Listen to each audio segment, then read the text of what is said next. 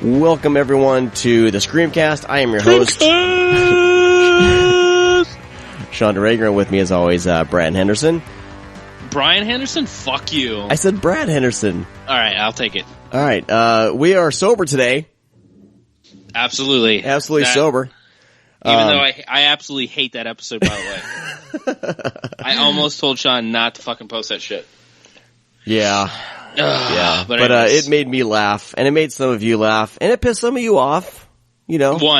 It pissed one person off. He's probably listening still, whatever.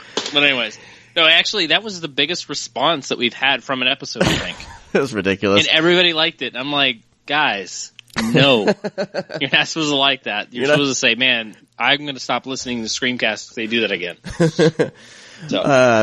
Hey, we're testing the waters, and, I guess now Drunk Brad is more popular than fucking Graydon Clark, which is bullshit, everybody. Yeah, that's the weird. The thing is that episode tracked better than most of our episodes. Yeah. And it's weird. But anyways, I thought it was like having like 10 downloads. People wouldn't even listen to that shit. I know. Well, it's not going to be a norm. If it happens in the future, it happens, but it's definitely not going to be something we try to do. Yeah, that's just, I was gearing up for a Fantastic Fest. I needed to have a few drinks before my flight left. You always got to have a few drinks before your flight leaves, man. Well, I'm not scared of flying. I have this problem with my ears, so I get really, really nervous because I'm afraid, because I get like this pressure shit, and it's not like gum doesn't help me at all. It's this heavy, just like this pain. I just don't like to deal with it. So I get nervous, so I drank a little bit. A little bit.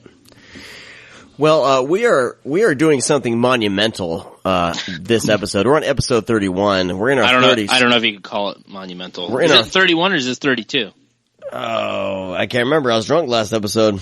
All right, so we've done 30 episodes, maybe 31. This could be 32 or 31. We don't know. So every 30 episodes, we're going to change our pace. Are we? Hold on. Wait a minute. We have... No, it's episode 31. I just checked.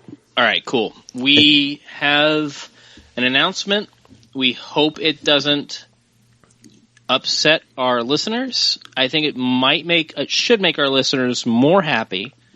Sean? Yeah. Take it away. Well, all this time since we started the podcast, and I kind of had the idea when I first started it because I was falling in love with the Scream Factory line. And at the time, I wasn't aware. I mean, I was aware of a couple, but I wasn't aware of all the tastiness of labels like Scorpion and even Code Red, even though those discs are a bitch to get. And then Vinegar Syndrome. And then, my favorite. I think these smaller kind of boutique labels that are, I think, kind of, I don't know if they're kind of riding the coattails. Blue Underground. Blue Underground's been around for Blue Underground and Anchor Bay started this shit technically. Yeah. Like, they were the forerunners of this, and they started, and I mean, Scream Factory just did what Shout was doing, just made it bigger. Yeah, exactly. And I think they kind of pushed it into, I guess, more popularity. I don't know, just into the forefront a little bit, and then all these other labels started kind of either following suit or people started tracking them down more and they started doing more. Well, I mean, we're 30 episodes in and we've talked about 30 or 32 or, we over 30 Scream Factory releases. And, they're starting to give new announcements and things like that. And the last couple announcements just haven't really, they're cool, but they haven't made me as excited as, say, those 4 Scorpion titles that they put on pre-order through Diabolique. Or even a couple, or even those Diabolic.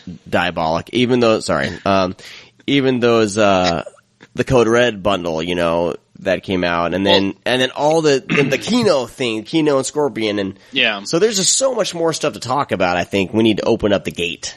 Right. It's just that when we started this, we wanted, because I think I even said this on the podcast a few times. Everybody has a fucking podcast, and there's a lot of horror movie podcasts that people just bitch about horror, discuss horror. So we kind of want to gear. We're still going to gear it in the same way of where we pick certain titles, but they're going to be on multiple labels. So we're not going to be just the Scream Factory go-to.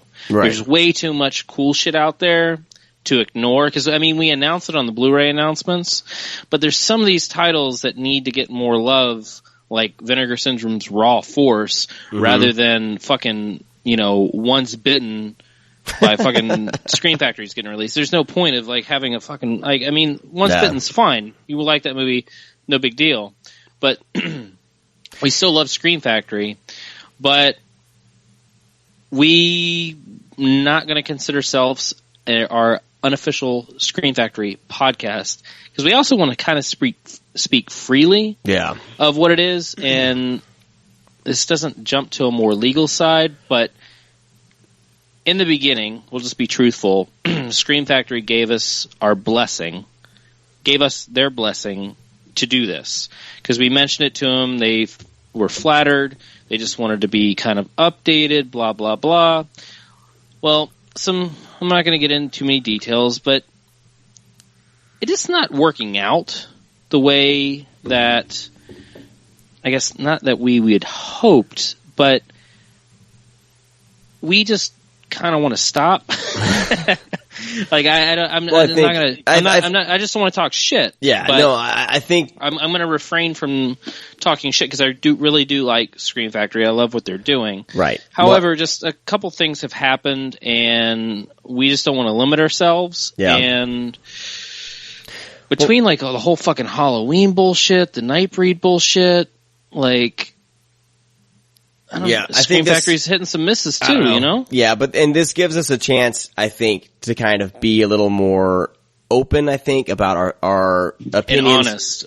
About all these labels, because no label's perfect. A lot of them are hitting the ball out of the park, most of the time. For some reason, we thought Scream Factory was going to be one of those labels, but they weren't. I don't know if it's they brought too much on and they bit off more than they could chew. They're hitting a little bit more pulp culture than it is like the nitty gritty stuff that personally I really enjoy. Yeah. I like Vinegar Syndrome's line because they're like rejuvenating a little bit. They're bringing films out that have never been heard of.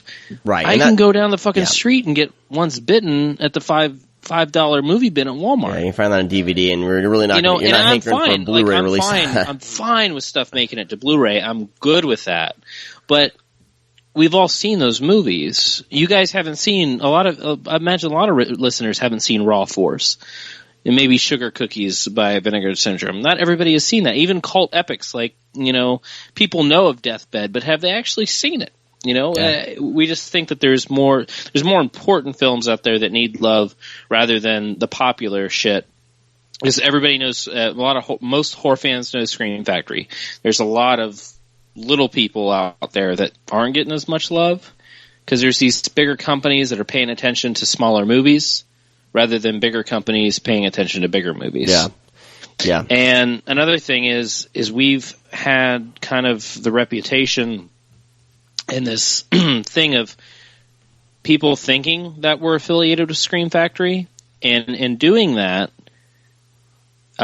Scream Factory contacted us and wanted us to say multiple times that we're the unofficial podcast for Scream Factory. And that also limits us to what we could say, because if we speak negatively, then that kind of reflects on Scream Factory, and I think they're also kind of scared to what we might say. You'd say, Sean? Yeah, well, maybe? just because if somebody's thinking that we're like their podcast, you know what I mean? And I think that we're not. If we say something, that's why we're quitting. If we say something overly critical, we can technically kind of, I don't know. It will stir up a lot of bullshit. We don't want to deal with. We will still cover Scream Factory titles. Totally are. And I think covering everything. We're just opening our doors. That's all we're doing. There's a lot of titles that we still want to cover. Yeah. We're just not going to focus on Scream Factory titles. So you're welcome. Boom. So that's what's going on. Yeah, we still have the same outline. We're still going to do the exact same shit, just more labels. That's all. Which is great because, we need to give Death Spa some love.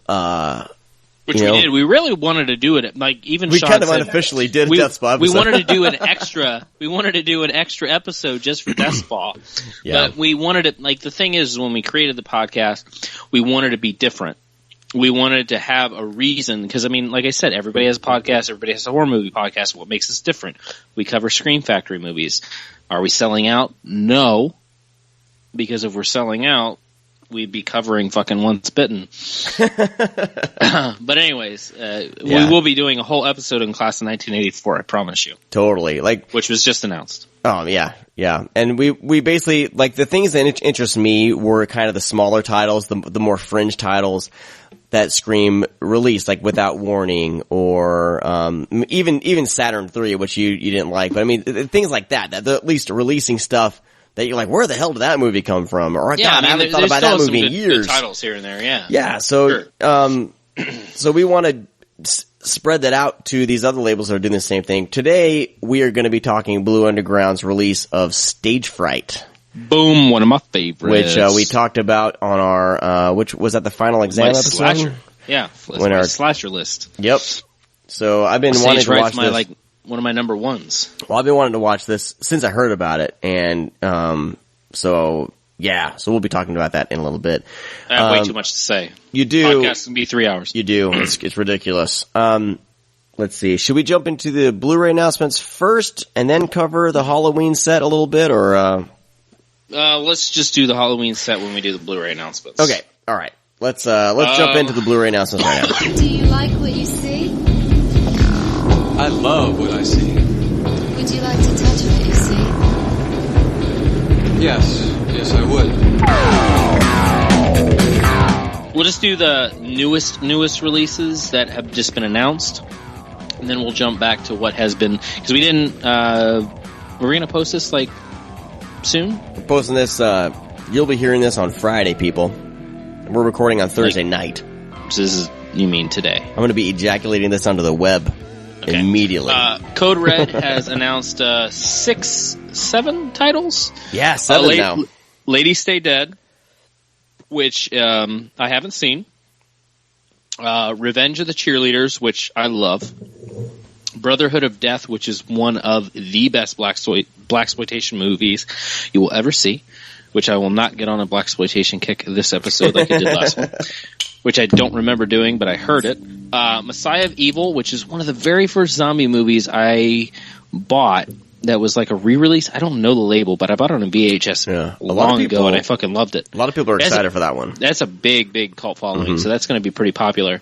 And then an Andy Milligan trilogy, Torture Dungeon, Bloodthirsty Butchers, and The Man with Two Heads, which is a little weird to put those on Blu-ray. I'm happy about it, but don't really dig those types of movies. What can you explain? What kind of those movies? Because they look like ultra low budget kind of exploitation stuff to me, and I haven't seen them. I've heard of the two-headed one.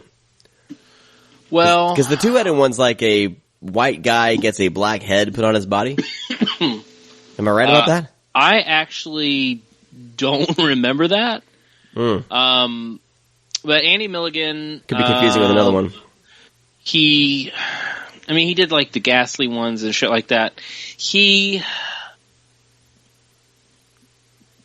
done like kind of like a splatter films in the sense of like his movies really remind me of I'm drawing a blank. He did the fucking he has a three names. God damn it. Herschel Gordon Lewis.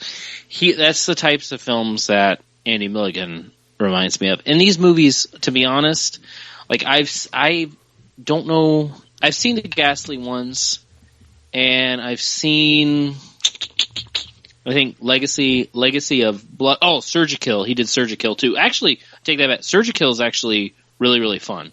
That's his like last movie. Yeah. But they're not good. His movies are not good. Like they're fun to watch, like a Herschel Gordon Lewis film, which is like, you know, like Blood Feast and stuff like that. The movies aren't really like great. They're just kind of fun to watch. And I guess that's kind of like how Andy Milligan is.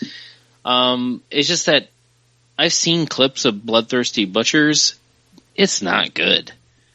I imagine the gore hounds really kind of like this stuff. Yeah. And people that are into like imagine really old movies from the 50s having a little bit more of a budget. Mm-hmm. But they're really corny and not well made. That's the best way. I don't know. That's the best way to describe it. The movies look like something you would find in like a Walmart budget bin in like a pack of 30. You know what I mean? Yeah, like everything's public domain. Yeah. That's what it feels like. Anyways, the those titles are coming fantastic though. Like, the titles are great. Yeah, Guru, the Mad Monk. I mean, come on.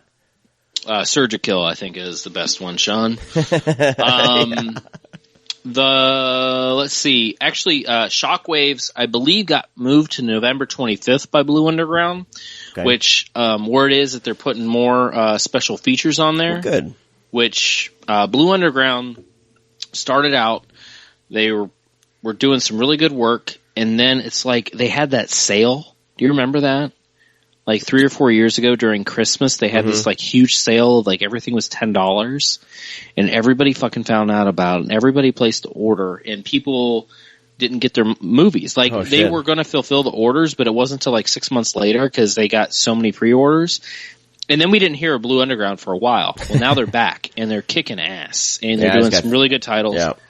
And, they did the Rats and Hell of the Living Dead, double, and they had, of course, Stagefright, which we're talking about now. They got some other stuff coming up, so, keep your eye out for them. They're re-releasing a lot of stuff that's on DVD, but the good thing is they're actually doing a lot, more new material. Cool. For the Blu-rays. So look out for that. They're not just, they're not being cheap and just putting the DVDs on. They're not pulling an Anchor Bay? No, they're not pulling Anchor Bay. December 9th is a film called Tesis. It's also called Thesis. It's a Spanish film. It's being released by Tanalorn Films. I don't know who that is, but this is a Spanish flick that is badass. I've only seen bootlegs of it. I don't think it was ever released over here, but it's really, really, really good. So December 9th, that also comes out with a film I highly recommend called The Strange Color of Everybody's Tears by the guys that did Amir and O in one of the ABC's of Death movies. Wolf Cop got a U.S. release for January 20th by Image. UK gets it like in October. I got my pre-order in. Blue Underground also announced God Told Me To on January 27th. So keep out for that. And of course, Scream has announced one of my favorites, Class of 1984, which I'm super excited about. And then a double feature, Once Bitten and Love at First Bite, Belch. I don't know what the fuck that's about, but I'm sure there's fans of those, but whatever. So one's an early Jim Carrey, and then, I don't know what the other one is. I've never seen the other one. I saw them back when I was in, when they first probably came out. I rented them, and I was a huge fan of Jim Carrey, and the fact that a Jim Carrey movie I don't remember it at all, and I've seen it, is pretty huge. Yeah. So I don't know. Since we didn't have, since we kind of missed a little bit, we'll catch you up on what's been released. Everybody knows about hold on. Did you mention Fright Night? Oh, go ahead, Sean. Take it away. Twilight Time has announced the release date of Fright Night. So it's January 21st, 2015. They'll be releasing a 30th anniversary special edition of Fright Night. And everyone's saying this is the edition they should have released in the first place. So I'm not sure what 30th anniversary special edition means, because that's, they could just be re-releasing it, and it's the 30th anniversary, whatever. Well, I think Ryan mentioned that he gave some on our Legend of Hell House. He gave us some information that he let them borrow or have some footage. Cool. Okay. So that's good. We do have that. That's good. So that means it's probably going to be up for pre-order in December. Probably a month prior, or maybe 3 weeks prior. I think like The Blob comes out on the 14th of this month, and we all got that last week or the week before. Yep. So keep your eyes peeled, and we'll definitely announce when that pre-order is going to be up, because I'm not missing it this time, people. And I'm hoping they learned from, I feel like they've learned their lesson, and this one should have they should have a pretty good number pressed. I think they're raising everything to 5,000 is what they said. All right, so let's blow through these really quick because I don't want to spend a ton of time on them. Halloween box set, as we all know. Exorcist box set. The Leprechaun box set have all been released. We'll get to the Halloween thing in a second. Bloody Mama by Scorpion was released. The Innocents on Criterion. Ghost in the Shell by Anchor Bay. Found on DVD by Accelerator, which I highly, highly, highly recommend. In the UK, Mark of the Devil and Shivers came out. The Gremlin Special Edition, which I haven't heard shit about. I didn't get it because I really don't. I know it's in a new, like, they're doing, who's the studio that has, is it Warner Brothers? I don't know. I don't have it written down. Well, they're doing this new packaging, this weird, like, metal type packaging that's kind of magnetic. I think it's kind of badass. It's like a steel book, but thin and magnetically sealed. Like I bought the Amazing Spider-Man 2, everybody, and they have that packaging, and that packaging is awesome. Sweet. So, don't judge me for buying Amazing Spider-Man 2. I think the movie was good. I liked it. So fuck off, all you haters. Wow. You have a lot of those right now. And just to clarify, I usually don't agree with Sean, but I actually like Spider-Man, The Amazing Spider-Man 2. Holy shit. I just hated the fucking ending. Oh, yeah. That ending's fucking dumb. It was, but should for have the most happened part, in the third movie. I think it's a great character piece with Spider-Man. I love it. I thought it was great character build up for everybody. But anyways, this is not. Yeah, we're not talking comic book movies. Moving along. Killer Fish, Scorpion, Flesh and Blood by Kino, Mill Creek has released Crawl, and I Know What You Did Last Summer. I Know What You Did Last Summer. I love it. Interview with the Vampire, and coming up. Coming up this October 7th? When's October 7th? Tuesday? Yep. Coming this Tuesday, October 7th, Necromantics is being released by Cult Epics, but they haven't shipped yet to anybody, so I don't know what's going on with that. Hemlock Grove, Belch by Scream. First Power, Scorpion. Halloween 6, 7, and 8 by Lionsgate. From Dusk Till Dawn, Children of the Corn 3, 4, 5, and 6. The Faculty, Sharknado 2, Hellraiser, Venom, The Prophecy, The Wrong Turn Collection, and Raw Force by Force, Vinegar people. Syndrome. I got my also pre-order known as the Kung Fu Cannibals. I can't wait for that one. That movie is nothing like the cover, so don't give your hopes up. Exactly. It's just ridiculous all the way around. Oh, good Lord. Well, let's dive into, I don't want to spend a lot of time on it, but let's dive into the Halloween box set. So all of us had pre-ordered this limited edition Halloween box set. You did. I did. I didn't get shit. I fucking wah wah. I didn't do it. Brad's a little butthurt, but anyway, most of us, I have a feeling Brad's going to be getting it soon, but I don't know. Not until something's done. Right. So basically we all got it and there was much rejoicing. The box set looks incredible. It looks like I put it up on like every season. I'm starting to do like a seasonal group of movies below the TV. It looks fantastic with the little jack-o'-lantern right there. Looks fantastic with my little Halloween setup. The box is beautiful. The cases are black. They're awesome. All the special features, the Scream Factory really did a phenomenal job. I think organizing this, and I feel like Scream Factory was like, if Anchor Bay was in charge of this, we would be getting shit. Like we would be getting the standalone, no extras, right? Just all in one set, like the other set that nobody bought, But I think Scream Factory really stepped up to the plate. And were they responsible for the Halloween 6 producer's cut? For remastering it, yeah, I believe so. So they stepped up, they did that. They have great transfers to Halloween 2 and Halloween 3, tons of extras. Halloween has a couple of pretty great sets already.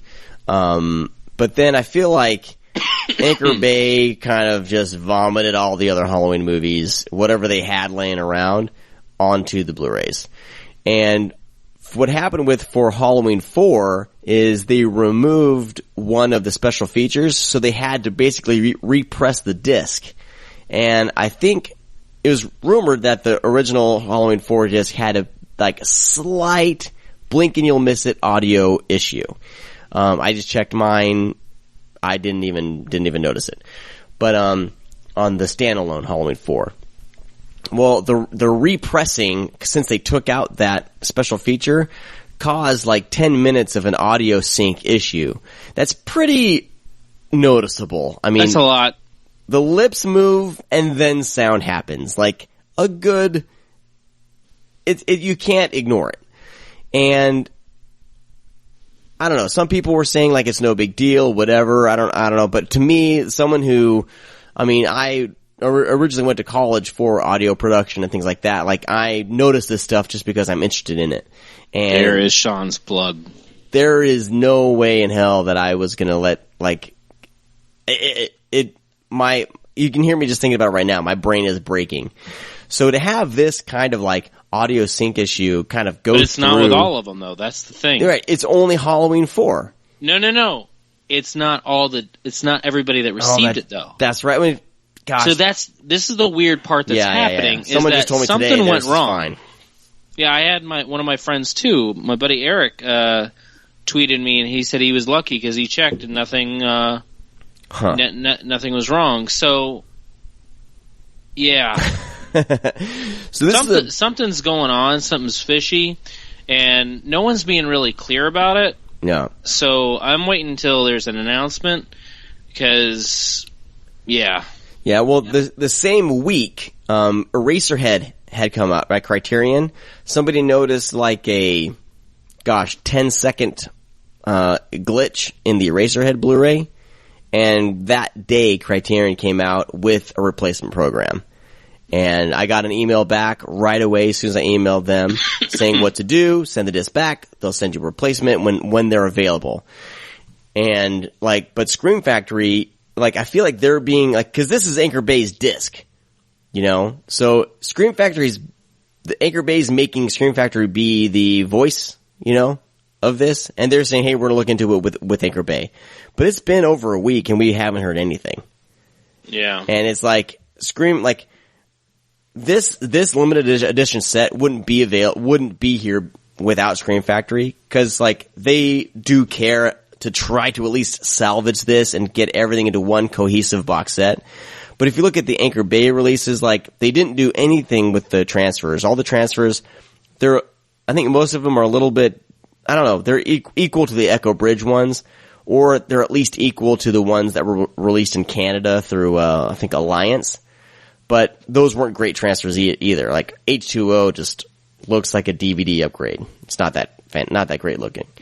Yeah. But, they just, whatever was laying around, they just, whatever master they had from 10 years ago or whatever that they used for the DVD, they just threw out there on Blu-ray. So, it's a waiting game, and I think Scream Factory cares, and they're probably what the fuck do we do? But they're waiting on Anchor Bay. So they're hashing it out, and hopefully they do some sort of replacement program. What I did, I found a workaround. I rebought my Halloween 4 Blu-ray. I got that today. I checked it. Everything's cool. I emailed Amazon, told them the situation. Hey, there's a faulty disc in the box set. I had to buy the standalone Blu-ray, which is fine. And they basically refunded me the price of the standalone Blu-ray that I bought. So I did my own replacement. It's the same exact disc. The cover, the art is different, but it's the same exact disc with an extra bonus feature. So, aren't you a special one? Take that knowledge, and I know some of my friends have gotten some people got a 20% discount by complaining to Amazon. So, I would say for now, if you bought it through Amazon and it bugs the shit out of you, let them know. And for now, they're giving some sort of discount, at least so you can replace it if you want to, or you can wait until Scream Factory waits until Anchor Bay gets their head out of their ass and figures out, what to do. So that's that. Oh. Do you have anything to add? All right. Nope. Let's move along. Moving along, do we want to talk about the Fantastic Fest at all, or anything notable? basically, I'm going next year, and you all should go. Yeah, it's kind of the event of the year. I mean, you could just look on Twitter and find out what's buzzing. Just look at the hashtag Fantastic Fest. I mean, yeah, I had a great time. I didn't really see anything that I really hated, aside from The Stranger, which is Eli Roth's and Nicholas Lopez's new produced movie, which is complete garbage. But yeah, other than that, I pretty much liked everything. I saw 40 movies. Jesus. And how many days is that? 40 movies in a week? Or 8. 8 days? 8 days, yeah. Holy shit. So, yeah. So, The Stranger was it The Stranger that we said? Yeah, The Stranger was definitely the worst. Where does Tusk lay in here? Because I'm hearing back and forth. I'm still very interested in seeing Tusk. I really, really liked the first half of Tusk. It fell apart during the second half because it became too much like Human Centipede type deal. Okay. And I like kind of the comedy and sinister-esque stuff that they did with Michael Parks. But once like the transformation goes, that's when it falls apart. Mm-hmm. Because it's very like Human Centipede type bullshit. Do you think it's a noble effort by Kevin Smith at least trying something different, No. or do you feel like he half-assed it? I feel that, dude, once it ends, you're going to sit there and you're going to say, fuck me. I've only know that one person that liked it, and that's it. And I've known plenty of people to dislike it. I've seen a couple guys on Facebook that I talk to every now and then. They at least respect it, and they at least come on the side of like all this shit that's being thrown at Kevin Smith. Like whenever he's mentioned, like the freaking bloggers just go ape shit and just want to just, run his face through human feces.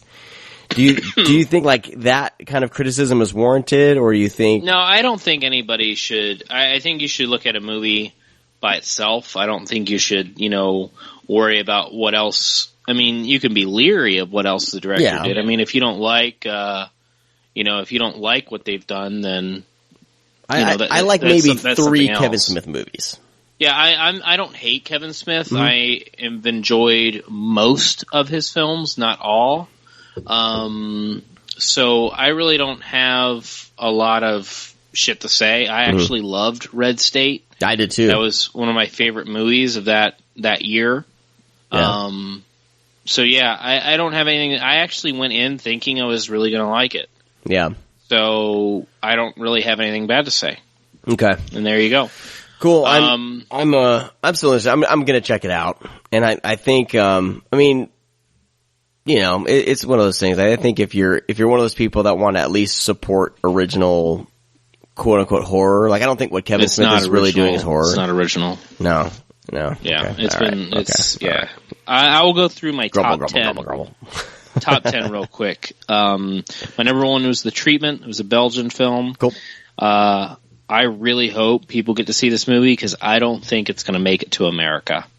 I really don't, because it's really brutal. It is about a detective that is basically using every asset he can to bring these pedophiles down. So there's a lot of like pedophilia in the movie, but it's not to the point of where it's like Serbian film. It's very but Serbian film, we know it's like a fake legs and rubber baby and bullshit like that. This is actually like kids, so it's a little difficult to watch at times, but they just turn off the camera just at the right time so they don't push. They push the envelope, but they don't ever push that button. But it's a little tough to watch, but man, I've never seen 2 hours go by in 15 minutes that fast before. Jesus Christ, that movie flew by, and I didn't breathe for the last 15 minutes of that movie. Movie's fucking intense. My number 2 was The Guest, the Simon Barrett, Adam Wingard duo that brought us your next. Guest is great. Something that appeared out of nowhere that blew up the festival was a movie called It Follows. It is about a demon that is passed through like an STD. That sounds silly, but dude, this movie is fucking scary as fuck. Wow. It is so good. The soundtrack is fucking phenomenal. Damn it, I said phenomenal. But yeah, I mean, the soundtrack is really fucking good. It's by the guy that did some fucking game or something.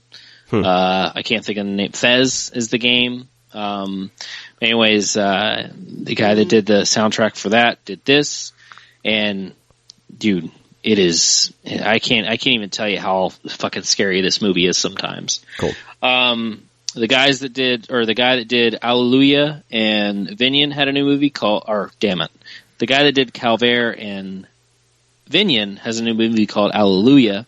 It's based on the true story of the Honeymoon Killers. It's really good. There was a drama comedy, more or less a comedy, called Force Majeure. Drew McWeeny introduced it, and he said it's the best episode of Curb Your Enthusiasm. And it is. It's really good. It's basically about a guy and his family go up, this is spoiler-free, go up to the mountains for a ski little vacation, and they do controlled explosions every morning, just in case there might be an avalanche so people don't die. Well, they control one of the avalanches, but it gets a little too close to the balcony that they're having dinner at or breakfast, and no one gets hurt, but like this smoke comes over them, and everybody panics because they think the avalanche is coming. Well, the mother shields the two kids that they have, and the father picks up a cell phone and runs. So basically it plays from that. And it's fucking hilarious. John Wick, Keanu Reeves' new film, is really fun.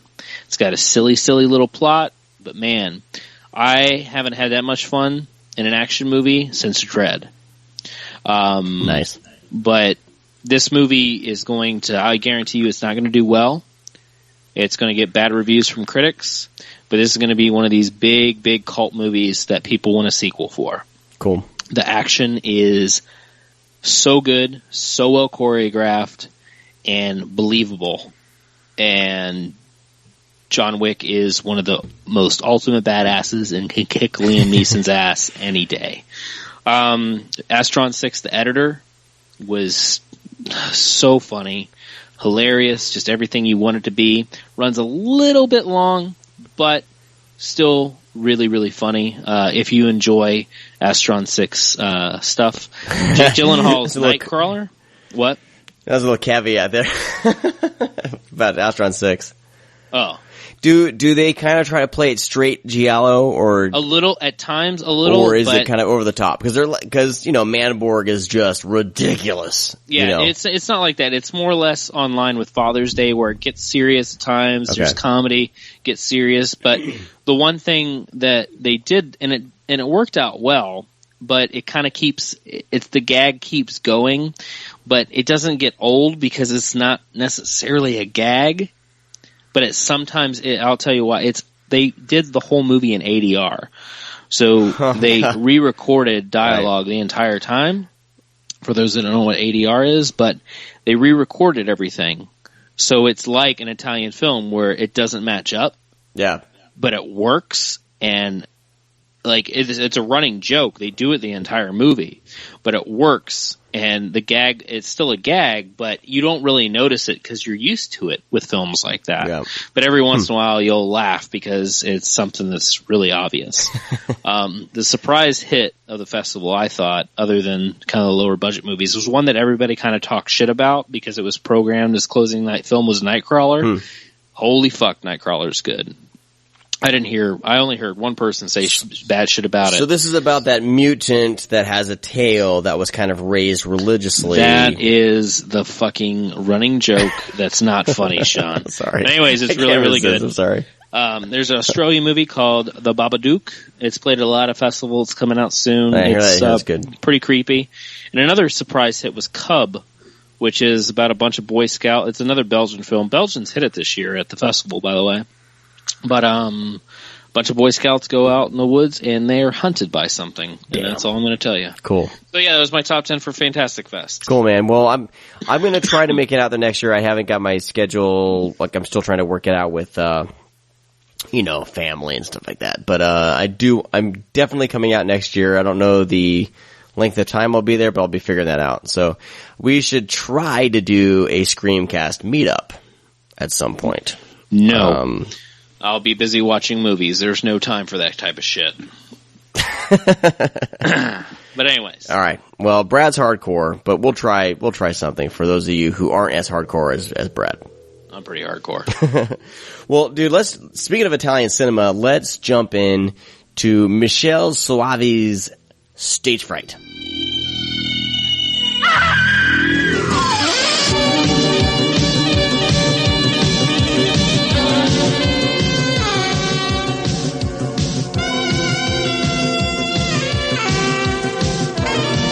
Michele Soavi? Soavi, right? Soavi? I don't know. I'm not Italian. I don't know. I've mispronounced that shit so many times. I just stopped. Basically, from the director of The Church and Cemetery Man. That's all you need to know. Yep. That's pretty much it. And that kind of tells you the direction that this movie goes. Also, it's a lot. Let's just jump into it. Let's do it, man. Let's do it.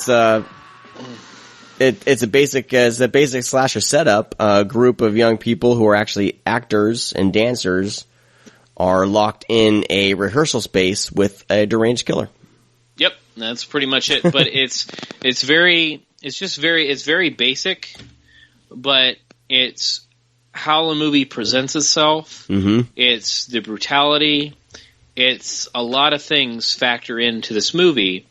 Why? I mean, I wouldn't go to the lengths of saying it's different, but it is and it isn't. Yeah. It is because it uses the same tropes as every slasher film. Yes. However, this guy wears a fucking owl mask. And like, it's huge. We're not talking about like a little face mask. We're not talking about little Jason Voorhees pullover. We're not talking about a Michael Myers where it's skin tight.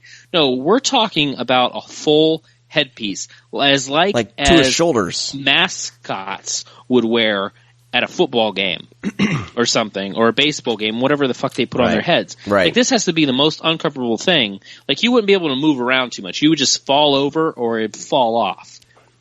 But, I mean, you can look at that and laugh, but it actually works for the movie because, you know, a part of the film, a part of the play is the actual owl. Yes. That pops up. So I think it's just cool that they, you know, obviously it was made for the movie. They wanted something unique, but this movie's fucking brutal, man. Like, Blue Underground has released the uncut and unedited, uncensored and uncut version of it. And this was only available on VHS for a short time. I don't know if the DVD was like that, but I had the VHS for the longest time. Big clamshell motherfucker. But I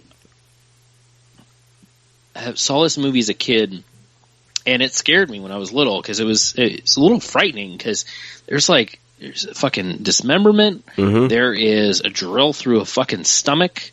There's a chainsaw kill. The chainsaw scene is fucking a little scary. But yeah, like when he's in the pit, and the fucking owl man comes up behind him and starts up that chainsaw. If you're little, that's a little scary.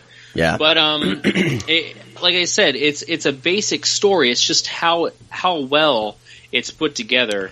And of course it has your Italian, quirks. I mean, the really odd ADR that's in it. Yeah.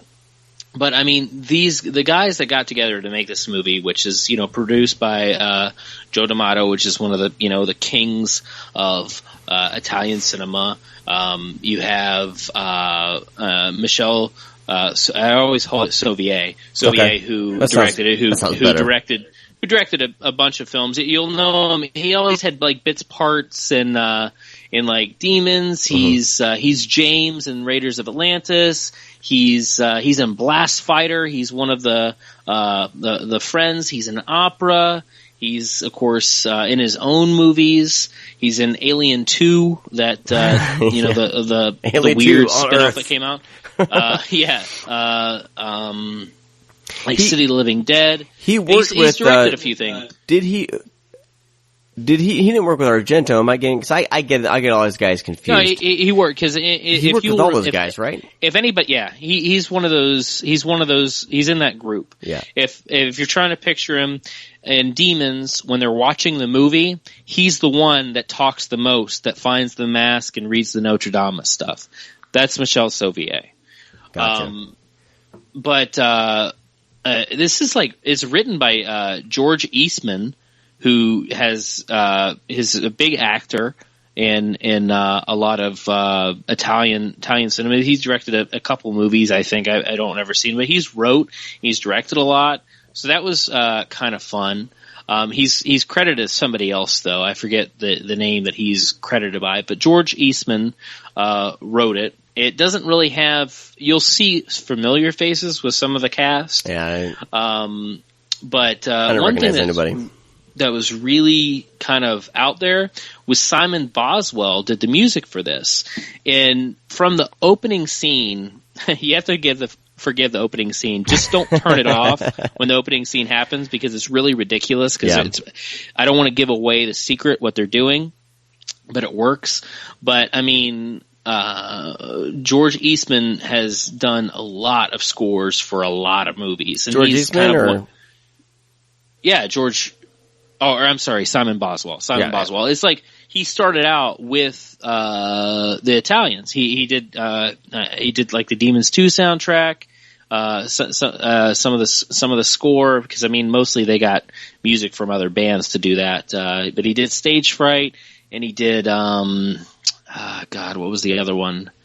Bava directed it. I forget the name of it now. But I mean, he's done so much. He's also part of the Delirium. He did part of the score to the Delirium. Thank you. You're looking at IMDb, aren't you? He did ABCs of Death came out. He did part of the. I don't know what he did on that one, but I know he worked on it. But they just have some bigger names behind this movie. And it's really well constructed. It's really put together. The special effects are fucking great. You kind of like all the cast members, which is different aside from the director because he's a total asshole, but it works. And, it's not that unbelievable. And kind of like how the movie's drawn out and how it transforms and becomes what it is and how it ends. It feels like everything in this slasher film is perfect to me. Other than the only thing that's a little silly that I agree with is the mask. But it's not like you keep looking at the mask throughout the movie and you're like, Jesus Christ, this is stupid. It's not that bad. I think it's just a little noticeable. It is, but dude, I think the mask is I think it's badass. It is. It's cumbersome as hell, and there's no way he's gonna hide anywhere. But when you see, but the thing is, you see him. There's certain scenes where it works and it's scary. Yes, you see him all of a sudden appear behind someone, and there's no denying that he's there. But it's a creepy visual, But you're right when you say that it's a slasher, but it kind of operates, I think, on another level than a lot of slashers that I've seen. I mean, it's for a me, good film. That's the part. Right. It's slashers are fun. They're not really well shot. They have bad acting. Yeah. It's kind of hard to judge the acting in this one because it's all dubbed and everything. Yeah. But it doesn't, it follows certain cliches at times, but after you're done, you just get this sense of fulfillment with it seems, where you feel like, man, it feels a little refreshing. That it feels like you maybe watch something new. Yeah. Well, I feel like they took it seriously and they filmed it like a real film. And that's why Halloween is such a great movie, and that's why that movie has stand the test of time, because the cinematography and everything is played completely straight. It's not just, we're just going to do a low budget slasher. You know what I mean? It's treated like an actual film. Carpenter actually, and it feels Dean, like they Dean really took Cundy, their time with this movie. Yes, and the same thing with Stagefright. I feel like, this was 1987. This was after kind of the slasher boom, but this was an Italian film, So I feel like I don't know. I like the combination of like, I was involved in theater and things like that, like through high school and in college. No, I mean, it was college, whatever. But I mean, you know, I remember those late night, like, you're trying, you know, you got a week until the performance and you guys, we're all trying to get it right and we're locked in. Not locked in like these guys were. Jesus Christ, I don't know, that's a crazy director, but, you know, you're performing, you know, you're going through all the scenes up to, like, it doesn't matter how long it takes. You're going to go through the whole thing. It could take all night long, you know. So I kind of, you know, connected with that. Like you said, the score is just, like, that's the first thing I wrote down when I took a few notes, but, like, I don't like to take a whole lot of notes, but I did jot down, like, that score, you know, it's 80s, but you remember it. Yeah. Yeah, like, it's really, really good. But I want to talk about, like, that, how they lock the rehearsal room. Like, have you ever heard? Because I'm only familiar with, like, you know, small town, you know, Midwest type of rehearsals. We didn't lock anything down. Like, is that a thing? Do you know? I mean, the thing is, like, it's totally believable. I mean, they want to get something done, and so they lock up, you know, the people that are inside, and, you know, they basically can't leave. It's plausible to a certain extent. I mean, honestly, don't think anybody that's murdered right outside, because what happens is that, you know, a woman is murdered outside after they are, you know, kind of like when they're practicing, and then police come and they're like, oh, we have this big show, it's going to be detrimental if we lose everything. Hey, can we keep going? Yeah, sure, if you lock everybody inside. Okay, we'll sweep the area first. Right. And it's like, okay, that's not believable, but I can take that. I mean, you can kind of get movie logic in there. Let go, because I mean, it's 80s film. But I mean, it's the same thing as, like, The Burning. It's ridiculous, but it's well shot. It's well made. You can let little things go in order to buy in, and you don't really have to, because I mean, a lot of these films we have to give the suspension of disbelief to actually enjoy it, or, you know, just don't take it too seriously. Most of this film you can take seriously. I think, to me, there's just a couple things here and there, just like most movies, that are kind of out there. Yeah, there's a couple things you just gotta kind of have to shrug off. I mean, yeah, it works though. Yeah. One of the things I had to kind of shrug off. Well, the way that one. Here we go. No, there is a way that one of the. It all ends now. No, there is a way that one of the females is dispatched that, you know, it kind of. You have to suspend your disbelief there. I don't want to give anything away. What are you talking about? That's a good one. No, it's great, but it's like, you know, did he do that with his hands, or there's no, you know? No, because he shows something afterwards that he possibly could have done that with. Okay, but there's no sound. See, you know, that's where I'm, you know. The sound was silent. But I mean, but what I'm saying is, those are the kind of things, like, it's such a cool gag. You know what I mean? That you're like, you kind of can forgive it. Like, well, I don't know how that happened, but Jesus Christ, that was cool. that was horrifying.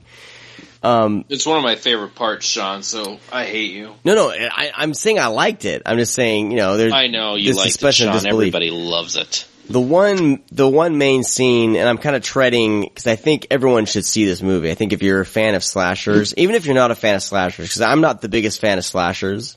And I think this one has jumped to the top of my list because it's so, like, the formula is it's formula, but it's done in such a way that's very, just very well done, very artistic. But the first kill inside the theater is just chilling.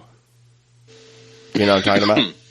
Yeah, I just don't want to give anything away. Right. I mean, it's the way it's done is just, it is, for a movie like this, like, normally you think, oh, a slasher, we're gonna have some laughs and giggles and whatever, but that scene is very well done, and it's actually, it is disturbing, and, you know, you can kind of put yourself into their shoes at that moment, you know what I mean? No, I completely agree. I mean, there's There's definitely some shit in there that really, really can get to you. And one that always got to me is, I guess you would say it's the second kill. The one, this is definitely a spoiler-free episode. Yeah, I want to keep it, I think people need to discover these.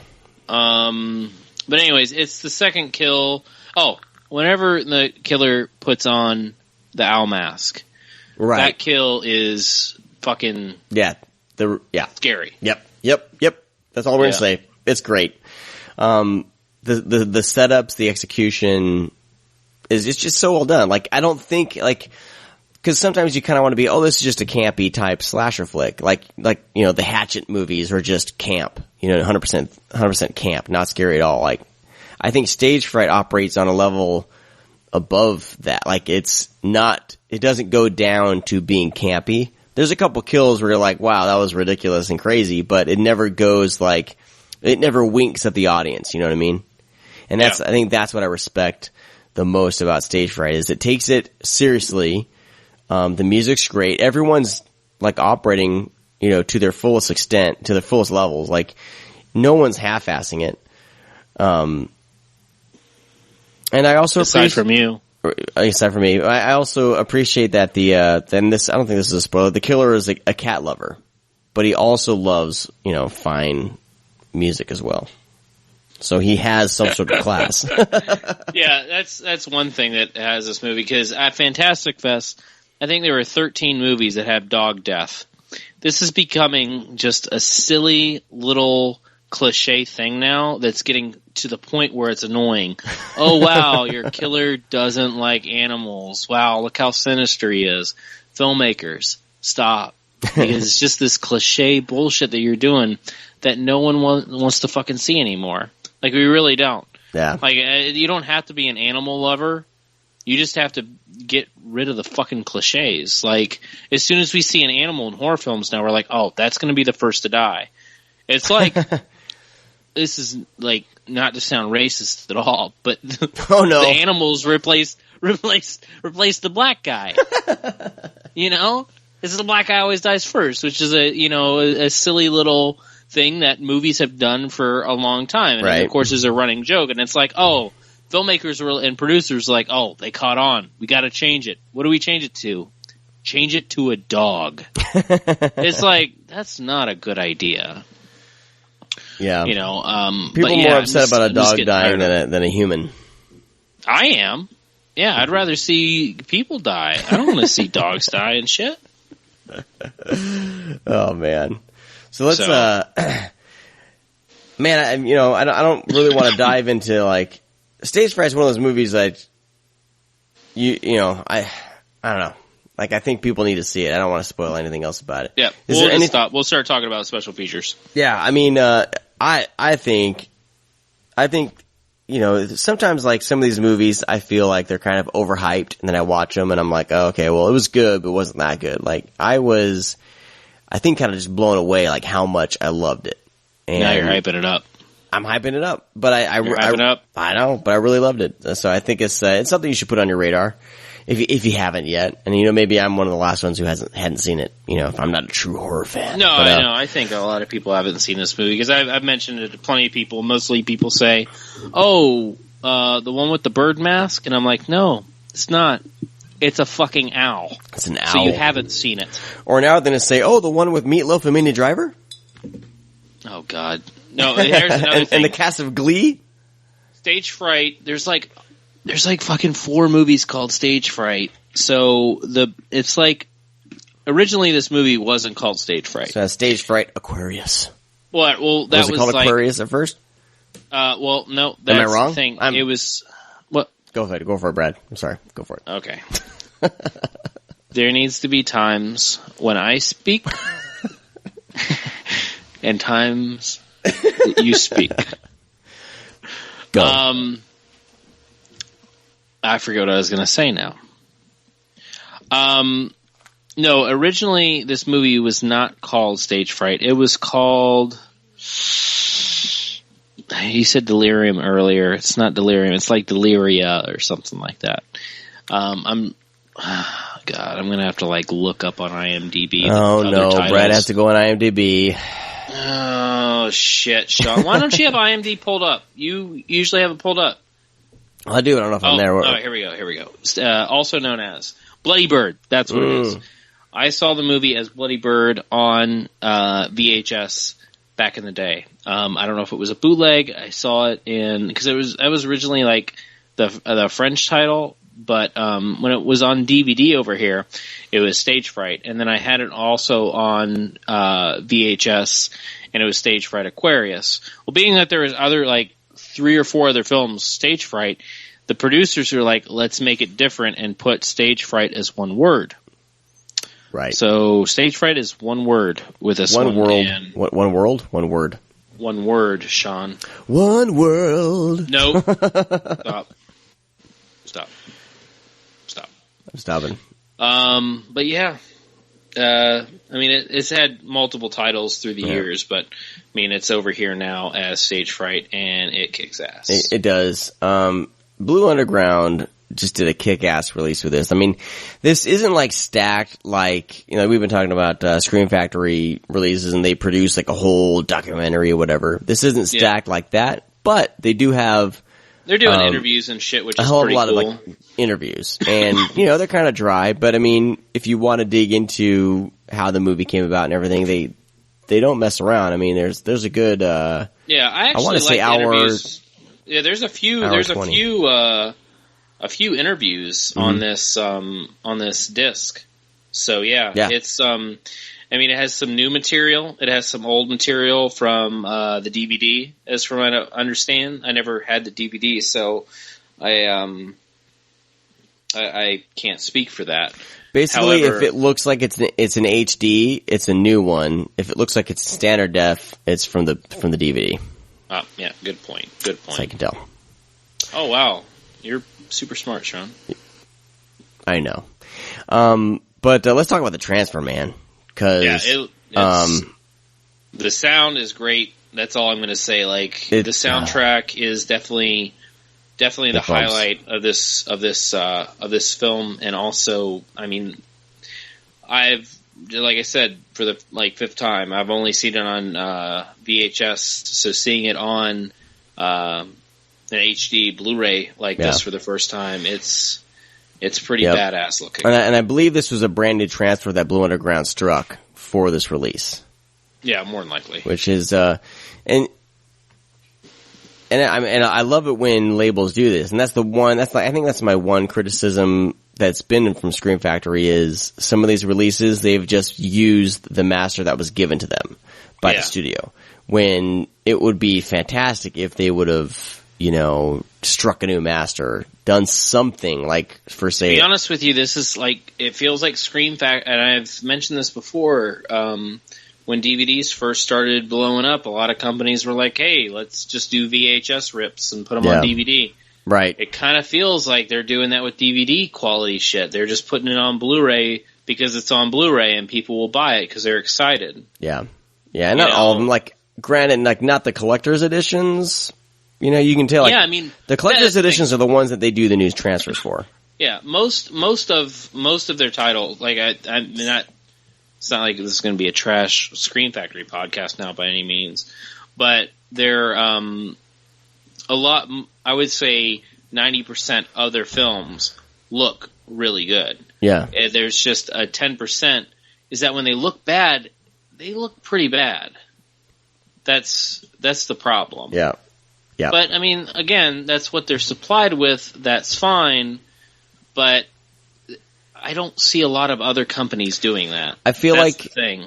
I feel like companies like Blue Underground, like Scorpion, they must have better connections or something. I don't know. Well, I feel like they're not biting off more than they can chew. You know what I mean? I feel like, maybe this is just that Scream is kind of a young company, but then again, they're owned by Shout Factory, so Shout Factory should know their shit.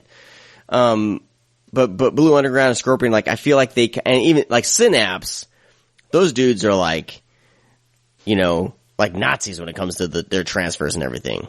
You know what I mean? Like, they brag that this is a brand new transfer. This is the best this will ever look. Like they're so confident about their Demons put release. Out like every title, like what? Every 3 or 4 months. I mean, they're not dishing out titles every 3 titles every week. Well, yeah, they're taking their time and they're putting out, less releases a year, but those releases kick serious ass. Yeah.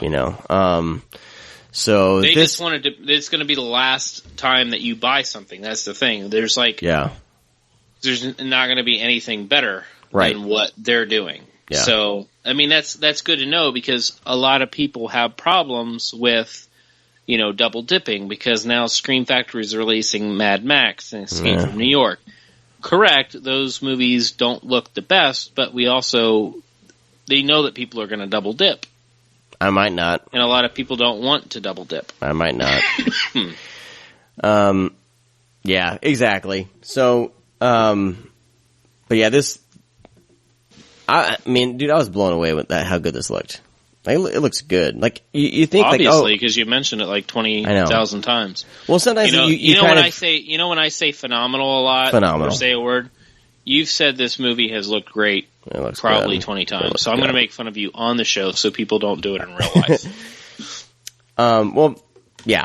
I don't know. I don't know how much more I can say. But you kind of expect like an 80s movie. You're going to expect it to look okay. You're not going to expect it to look like pristine. And it looks like it looks like they didn't use very, very much kind of DNR, or not DNR. Is that right? Digital noise? Yeah, DNR. To make it look all waxy, but it looks like there's just enough grain, not too much grain, but it looks like it's it's just the right level where it looks fantastic on your screen. So that's all I'm going to say. Again. So we did the special features, we did the transfer, we did the audio. Buy this shit, people. Yep. I mean, like I said, Blue Underground's coming back in a big way, so it's really nice to see them, because they kind of have to make up for their big mishap, because they got a big bad rap when that happened. Yeah. So they're kind of, they're back in the game. I've heard word that they have plenty of other shit that's coming out that's under their belt. Yep. So, I don't know if I can say any titles. Yeah, they actually have some spaghetti westerns that they've released and that they are releasing, And if you're a fan of those, because those never really sell that well. Yeah. But I love them, so show them some love and grab those. Yep. I concur, Sean. Mm-hmm. I concur. So you can't say what else they're working on. That's fine. Well, it's because I don't think they publicly announced him yet. All right. Yeah. It's just that I kind of know one of the guys, and he's, told me, because, I mean, hey, they actually care that we talk about their stuff online, so they're nice to me. So, yeah. But anyways, yeah, they have some cool things coming out, so I'm pretty happy to see it happen and unfold. Have you seen because I know there's a UK release of Stagefright, right? Yeah, there's a UK. I haven't seen it, but do you know how this compares? I know it has a lot more special features, is what I'm told. And this release is region free, whereas the UK release is locked region B. Yeah, I think Blue Underground has a lot of region free discs. Yeah, maybe. I think. That's how it should be, man. That's how it should be. Let's be one world, one love. No, that's not how it works. I'm going to smoke a doobie and grow some dreads. What? I don't know. Just podcast is over. I think everything should be region free. Screw this region logging bullshit. But, that's just because I bought a crappy region free Blu-ray player and it that I told you not to. Drives me crazy every time I try to watch something. Did you have anything else about Stagefright? I think we're all talked up. Unless you want to say it's out. Great again. It's great. It's fantastic. The transfer, people, is impeccable. We just lost like 5 listeners. We've lost probably enough listeners of changing our show. Hell, what? They're not talking to all at Scream Factory all the time now? Fuck those guys. Did you just throw something down for real? Yeah. Damn. Bottle cap. You're hardcore, dude. I know, dude. I think right now is a good time to announce, like today, like the podcast is dropping on Friday. We still have our Indiegogo thing going for our t-shirts. The good news is we've made enough so I can actually place an order, which is great. Kind of gets a big old monkey off my back. But so we can actually place the order. But if you want a T-shirt, if you want with some buttons or whatever, go there, grab it, snag it, and then probably in late November or December, we'll probably put the leftovers into some sort of web store. But right now is a chance for you to get them right now, get them shipped out to you immediately. So check that out. There'll be links in our show notes to that, or you can just type in ScreamCast, all one word, Indiegogo, and you'll find it. Wolfmen of Mars is releasing a new album early next year, and our theme music is going to be on that album. So huge thanks. Woot. Yeah, huge thanks to them for writing something for us, and pretty cool that we're going to actually hear it on in full completion as a song on their album. They're recording that right now, so if you haven't checked them out, type in Wolfmen of Mars and then Bandcamp in Google, and you'll find their Bandcamp, and buy their shit. Support those guys. Their music's always fun around Halloween. So that's all the announcements I think I have. A huge thanks to nerdly.co.uk for posting our show on their site. We love those guys over there. And I think that's all the announcements I got. I was going to ask you, are you doing 31 Days of Horror? Are you doing that, or you watch like a billion horror movies anyway, so. Yeah, I mean, I'm going to try. I don't know if I can watch anything today. I watched, fun fact, it occurred to me that I've never seen the Leprechaun movies. So I saw like bits and pieces of the first one, but shit, I watched it. I didn't remember anything. So I did watch that. That was pretty terrible. So I don't know if I'm going to continue, but I did buy the box set. So you bought the box set, man. You at least have to give them a once over. Yeah, I watched them. I watched the first one with my little girl, and she enjoyed it. Mostly because the next morning I was clonking around the house using my Irish "I'm the leprechaun," kind of like how Wayne scares Garth in Wayne's World. Yeah. I'm the leprechaun, just doing that, and she got a kick out of that shit. So we'll see if I continue with those, but yes, I'm doing something along those lines. I'm gonna try to be posting mine via Movie Logger. I'll put the link to the list in the show notes. So if you want to follow along, you can bookmark that. So far I've watched Stagefright, was my first one of October, and then today I watched Countess Dracula. Sorry. Huh? Dude, Ingrid is it Ingrid Pritt? I don't remember. Should be sexy as hell, bro. That's the most nudity I've ever seen in a PG-rated movie. You haven't seen my movies then. Oh, the 70s. But yeah, Hammer horror, always great. And Ingrid Pitt, I mean, come on. Dude. Vampire Lovers, Countess Dracula. Honestly, I don't remember what she looks like. She's super hot. You're super hot. I know. So I'll be trying to post that. I'm going on vacation, so I don't know how much I'll be able to try to keep watching a horror movie every day. But I will try to post, a movie list. And if you follow along with that stuff, I don't know. But anyway, I think that's going to do it for our 31st episode, sucker. Our last one, too. No, it's not our last one. We are entering a new horizon. We are, I don't know. I can't think of any more metaphors. We are Thank God. Exploring new territory. I'm tired right now. Okay. Are you still talking? I don't know, man. All I know is I gotta edit the show together, and I gotta... Then you need to get off of here. Get on the road and drive 9 hours. You need to get off of here and start editing. Alright. Well, everyone, thank you so much for listening. We appreciate it. Like I said, please show your support. Grab a t-shirt. That would be awesome. And otherwise... Go to thescreamcast.com, find our show there, and you'll find links to download it or whatever through iTunes and all that bullshit.